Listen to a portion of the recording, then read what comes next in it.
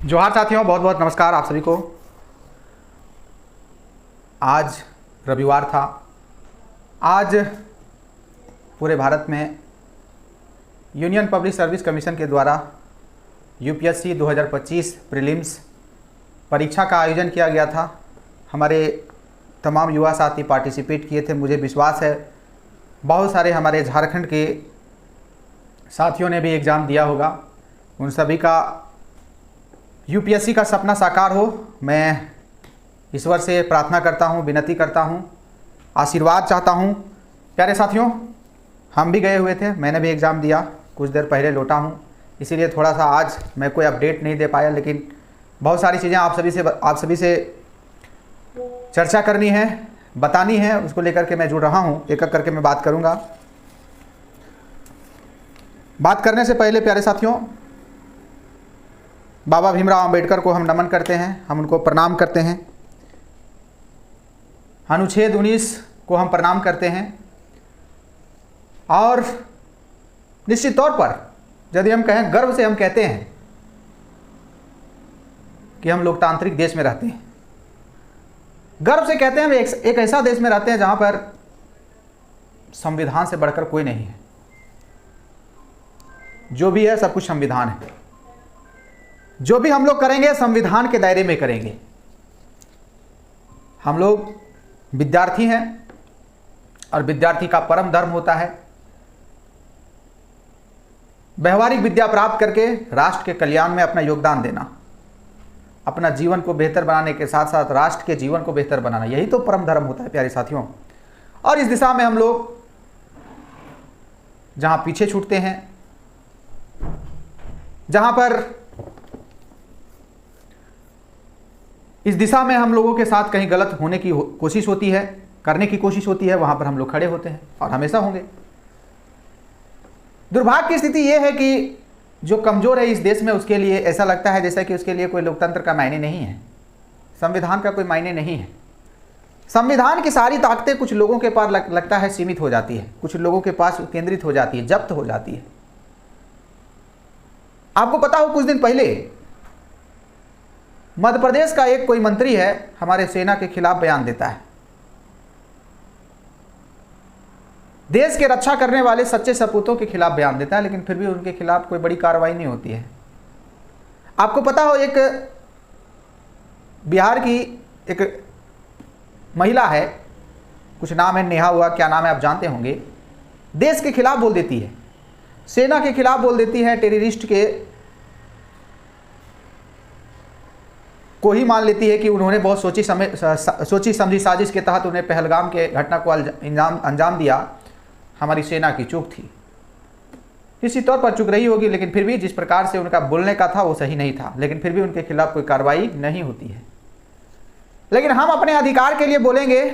और आप जान रहे, विद्यार्थी की आवाज़ एक एजुकेशन चैनल है, एक विद्यार्थियों को सशक्त बनाने का चैनल है, विद्यार्थियों की आवाज़ को बुलंद करने की चैनल है, विद्यार्थियों की आवाज़ को राष्ट्र में गूंज दिलाने की चैनल है, विद्यार्थियों की हक अधिकार छीना जाए उसको बचाने की चैनल है। आप किसी भी प्रकार से रोक नहीं सकते हैं। आप हमें रोक रहे हैं, मतलब विद्यार्थी की आवाज़ को आप कुचलने की कोशिश कर रहे हैं, दबाने की कोशिश कर रहे हैं, जो कि संभव नहीं है। वो जमाना चला गया।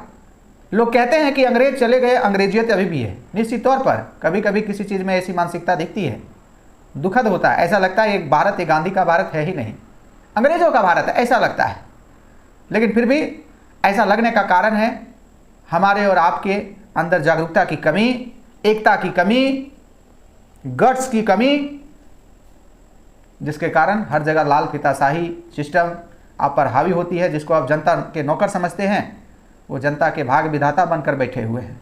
जो जनता के वास्तव में नौकर होते हैं, जनता के लिए चुने गए हैं, जनता के कल्याण के लिए चुने गए हैं, वो जनता के शोषक बन जाते हैं, क्योंकि हम और आप इस चीज़ को लेकर के कभी आगे आते ही नहीं हैं, कभी लड़ाई लड़ने की कोशिश करते ही नहीं हैं। खैर, बहुत सारी चीज़ें बातें हैं और उसमें हम जाएंगे तो 3 घंटा लग जाएगा, बात ख़त्म नहीं होगी। मेरे प्यारे साथियों, हमने कभी भी ऐसा कोई काम नहीं करना है और नहीं किया है जो इस मिट्टी के खिलाफ हो। भगवान बिरसा के आदर्शों के खिलाफ हो। हम लोग भी चाहते हैं इस खुटखटी भूमि को, इस भूहरी भूमि को संवारना। जो हमारे भगवान लोग सपना संजोए थे, भगवान बिरसा जी, सिद्धू कान्हू चांद भैरव फूलो जानो बुद्धू भगत टाना भगत जतरा भगत, जैसे हमारे वीर सपूतों ने इस धरती के लिए जो सपना देखा था उसे हम लोग धरातल पर लाने के लिए निरंतर तत्पर रहेंगे, और इसके लिए जान भी देना पड़े तो देंगे। और इस दिशा में कोई धमकाने की कोशिश करे, डराने की कोशिश करे तो डरना नहीं है। आप डर गए, आने वाली पीढ़ियों को भी आपका डरना होगा। आप डर गए, अपना जीवन खराब कर लिए। आप डर गए, जेपीएससी का सपना खत्म हो गया। आप डर गए, करप्शन हरा नहीं पाइएगा। आप डर जाइएगा, इस माटी को जीत नहीं दिला पाइएगा, इस माटी को संवार नहीं पाइएगा। इसलिए डरना नहीं है, जो होगा देखा जाएगा। क्या बोलते हैं, हम एक बात बोलते हैं कि इस धरती की डिमांड है पढ़ाई भी और लड़ाई भी, ऐसे में पढ़ना भी है और लड़ना भी है साथियों। इसीलिए बोले कि आज एग्जाम दे करके आए हैं और आपके साथ बहुत कुछ चीज़ें थी जो शेयर करने वाले थे, धीरे धीरे शेयर करेंगे। मेरे प्यारे साथियों, बहुत हरासमेंट होती है एग्जाम देने के बाद, आप जानते हैं, लेकिन फिर भी मैंने आप सभी से कुछ अपीलें की थी, और वो भी अपील जो था एकदम संवैधानिक तरीके से। हम लोग किसी भी प्रकार से ना कोई आंदोलन का हम लोग समर्थन करेंगे, ना किसी भी प्रकार से सिस्टम के खिलाफ जाने की कोशिश करेंगे, और ना ही जाने की किसी भी प्रकार से कोशिश करना है आपको भी। हमारे यहाँ पर डेमोक्रेसी में न्यायालय की व्यवस्था की गई है। जब किसी भी व्यक्ति का फंडामेंटल राइट का वायलेशन होता है या फिर किसी भी प्रकार से शोषण होता है, उनके हक अधिकार छीने जाते हैं, तो एक ही विकल्प है, संवैधानिक विकल्प, वो है न्यायालय की दरवाजा खटखटाना। और न्यायालय की दरवाजा तक हम लोग पहुंचने वाले हैं, बहुत जल्द पहुंचने वाले हैं, क्योंकि हमारा अधिकार छीना गया है। हमारा अधिकार हमें जो मिलना चाहिए ऐसा लगता है हमको नहीं दिया जा रहा है। ऐसे में हम लोग को वहां पहुंचना कोई अचंभित करने वाली बात नहीं है मेरे हिसाब से। मैंने आप लोगों को बोला था कि आरटीआई आप लोग दायर कीजिएगा, मुझे विश्वास है कुछ लोगों ने दायर भी किया होगा। आज मैं बताऊंगा आरटीआई कैसे दायर करना है, एक मोटा मोटी खाका बता दूंगा। दूसरा मैं चर्चा करने वाला हूं पिटिशनर को लेकर के। तीसरा चर्चा करने वाला हूं फंडिंग को लेकर के। आरटीआई के बारे में सबसे पहले मैं चर्चा करूं प्यारे साथियों, मैंने आपको एक इमेज भेजा था जिसमें मैं बताया था कि इस प्रकार से आप लोग आरटीआई, इस कॉपी को आप लोग निकाल लीजिएगा, और यहां पर जो लिखा हुआ है ये पूरा, तो जो भी हम लोगों को मांगना है वो तो यहां पर लिखा ही गया है ना। सिर्फ यहां पर नीचे में अपना नाम पता लिख देना है, एक कॉपी आधार कार्ड का और एक आपका फोटोकॉपी एडमिट कार्ड का, मेंस एडमिट कार्ड का आपको डाल देनी इसके साथ प्यारे साथियों, और एक कोई भी लिफाफा में उसको समेट करके और जेपीएससी के एड्रेस में भेज देनी है। इतना तो आप लोग कर सकते हैं, मुझे पूरा विश्वास है। आप लोग मेंस लिखे हुए अभ्यर्थी हैं, इतना तो आप लोग कर लेंगे। कुछ नहीं करना है, जो लिखना था, जो मुख्य जो पहल था, जो मुख्य जो बिंदु था, जो लिखने में जो खास करके आप लोगों को संकोच करना पड़ता, वो सारी चीजें यहाँ पर प्यारे साथियों लिख दी गई है ना। और ये पीडीएफ जो है, ये जो फोटो है हम पोस्ट भी कर देंगे विद्यार्थी की आवाज में यूट्यूब में। ये पीडीएफ या फिर क्या ये फोटो, ये जो आपका पेज है इसको निकलवा लीजिएगा, और सबसे नीचे अपना नाम पता एड्रेस कंप्लीट रूप से लिखेगा, फोन नंबर पिन नंबर सब डाल दीजिएगा, और इसको इसमें एक और पेज क्या डालना है, इसमें आपका एडमिट कार्ड और आधार कार्ड, ठीक है, और भेज दीजिएगा। देखिए, जब भी आप कोई भी काम भारी संख्या में मिल करके करते हैं, जब कोई भी काम एक बड़ा वर्ग करता है या फिर कोई भी काम से एक बड़ा वर्ग इफेक्टिव होता है प्यारे साथियों, उसको जल्दी तवज्जो से सुनी जाती है और उसके खिलाफ जाने वालों पर भयानक कार्रवाई होती है, ये आप लोग जानते हैं। इसीलिए आपको पता है अनुच्छेद 19(1) के तहत, मैं बार बार बोलता हूं, आपको मौलिक अधिकार है, आप सूचना प्राप्त कर सकते हैं। आपको जानने का अधिकार है कि आपका कॉपी किस माध्यम से चेक की गई, आपको जानने का अधिकार है कॉपी जांच करने का कौन सा रूल रेगुलेशन था, आपको जानने का अधिकार है कि आपके कितने मार्क्स आए थे, आपको जानने का अधिकार है कि जो चेक करने वाले शिक्षक थे उनकी शैक्षणिक योग्यता अनुभव क्या था, ठीक है। और यदि कोई नहीं देता है जानकारी, जेपीएससी नहीं देती है, तो आगे की लड़ाई आप कोर्ट पर छोड़ दीजिए। बस आप RTI भारी संख्या में आप लोग दायर कीजिएगा। क्या करना है आपको बता दिए हैं, और लिफाफा में आपको JPSC के एड्रेस में भेज देनी है। कोई भी आपके पास अगल बगल में जहां पर भी आपका पोस्ट ऑफिस होगा वहां पर लिफाफा लेकर के पोस्टमैन को दे देना है, वो पहुंचा देंगे। ठीक है, डाक के थ्रू आपका आ जाएगा। ये बात हम कंप्लीट कर लिए। ये चीज को लेकर के जो भी इसमें बिंदु इसको हम डाल देंगे पोस्ट में। ठीक है, अब आते हैं दूसरा पिटिशनर को लेकर के। पिटिशनर का रोल इस लड़ाई में बड़ी महत्वपूर्ण है प्यारे साथियों। जितना अधिक पिटिशनर बनेंगे उतना इस लड़ाई की मजबूती बनेगी। आपको कई बार हम वीडियो के माध्यम से बता चुके हैं कि पिटिशनर जितने अधिक लोग बनते हैं, माननीय अदालत को लगता है कि इसमें एक बड़ा वर्ग जो जेन्युइन वर्ग है वो पीड़ित है, इनकी बात को ध्यान से सुनना चाहिए, इनको न्याय मिलनी चाहिए। जैसे आप कहीं पर इकट्ठा हैं और कोई एक आदमी चिल्लाएगा तो उसका इफेक्ट नहीं पड़ेगा, लेकिन सारे लोग चिल्लाएंगे तो उसका बात मानना पड़ेगा। इसी प्रकार से आप लोग सोचिएगा, इसी प्रकार की चीजें हमारे माननीय न्यायालय में भी होती है। एक साइकोलॉजिकल इफेक्ट होता है, इसको डिनाई नहीं किया जा सकता है। इसलिए भारी संख्या में आप लोग पिटिशनर बनने का प्रयास कीजिएगा। प्रयास नहीं, एकदम कसम खा करके बनना है। मेरे प्यारे साथियों, मैं कुछ उदाहरण देना चाहूंगा। पूरा उम्मीद है, चूंकि ये जो पिटिशनर हम लोग बन रहे हैं ये रिजल्ट के लिए बन रहे हैं, मेंस रिजल्ट के लिए बन रहे हैं। हम लोगों को भी रिजल्ट चाहिए। आखिर हम लोग क्यों फेल हुए इसकी जानकारी चाहिए। ठीक है, हमें फेल कर दिया गया था, लेकिन क्या फेल करने वाले जो लोग हैं वो क्या सक्षम थे फेल करने के लिए? इसके लिए पिटिशनर बनना है साथियों। तो प्रायोरिटी है रिजल्ट। और आप देखे होंगे कई ऐसे केसेस रहे हैं, कई ऐसे मामले रहे हैं जहां पर पिटिशनर जो बने हैं उनको रिजल्ट मिला है प्यारे साथियों। सोनी कुमारी का मामला हो, चाहे पंचायत सचिव का मामला हो। लेटेस्ट एग्जाम्पल आपको देना चाहेंगे, सेंट्रल जो CGL एग्जाम था उसमें आपको पता हो कुछ गड़बड़ी का आरोप लगा था और उसमें जाकर के कुछ लोग पिटिशनर बने थे, उनको फिर से उनका एग्जाम लेने के लिए कहा गया था। तो मुझे ऐसा लगता है कि जो लोग पिटिशनर बनेंगे उनको फिर से एग्जाम देने का मौका मिलेगा या फिर उनका रिजल्ट जारी किया जा सकता है। ये मैं पूरी गारंटी के साथ नहीं बोल रहा हूं मेरे प्यारे साथियों, ये आपको लुभाने के लिए नहीं बोल रहा हूं। ऐसा संभव है, ऐसा इस धरती में हुआ है और आपके थ्रू आपके साथ भी ऐसा हो सकता है।